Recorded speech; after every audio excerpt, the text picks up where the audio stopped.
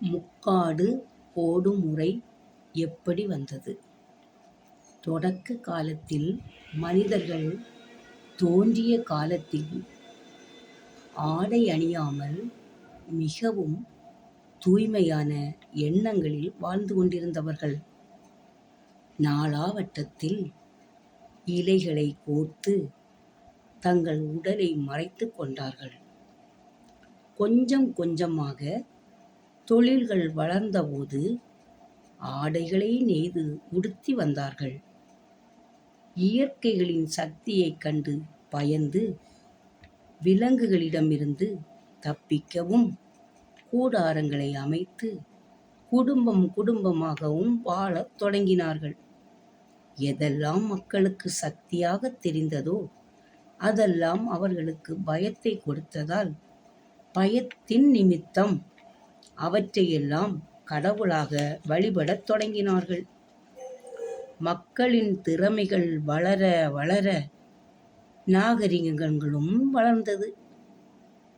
திறமை அடிப்படையில் தங்களுக்குள் ஜாதிகளை உருவாக்கி கொண்டார்கள்.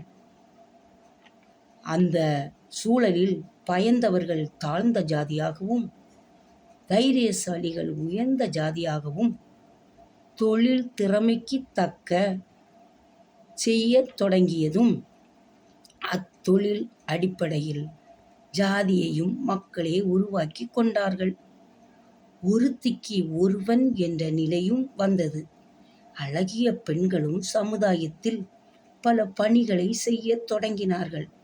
அப்போது சமுதாய கட்டுப்பாடு, எந்த ஒரு பெண் திருமணம் ஆனால் கணவனை தவிர தனது முகத்தை வேறு யாருக்கும் காட்டக்கூடாது என்ற நிலையில் முக்காடு அணிந்து கொண்டுதான் வெளியில் உலாவ வருவார்கள். அப்படிதான் வர வேண்டும் எனவும் கோவில் பொது இடங்களில் கூட்டங்களில் கலந்து கொண்ட முறையும் இப்படிதான் இருந்தது. ஆண் சமுதாயம் இதைதான் ஏற்றுக்கொண்டு மக்களிடையே வலியுறுத்தியது.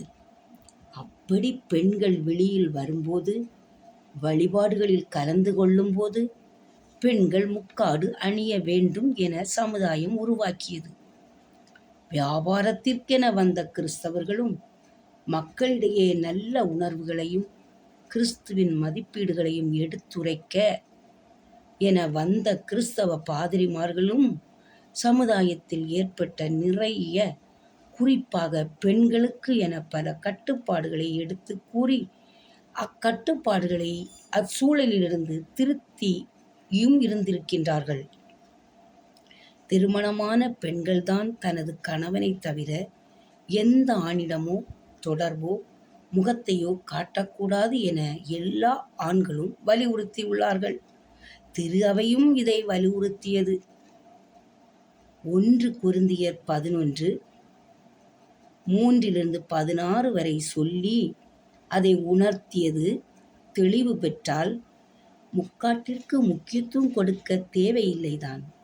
கடைசியில் 7வது வசனத்தை சற்று சிந்தித்து, ஆண் தம் தலையை மூடிக்கொள்ள வேண்டியதில்லை, ஏனெனில் அவரே கடவுளின் சாயலும் மாட்சியும் ஆவார் என்றால் பெண்கள் கடவுளின் சாயல் இல்லையா?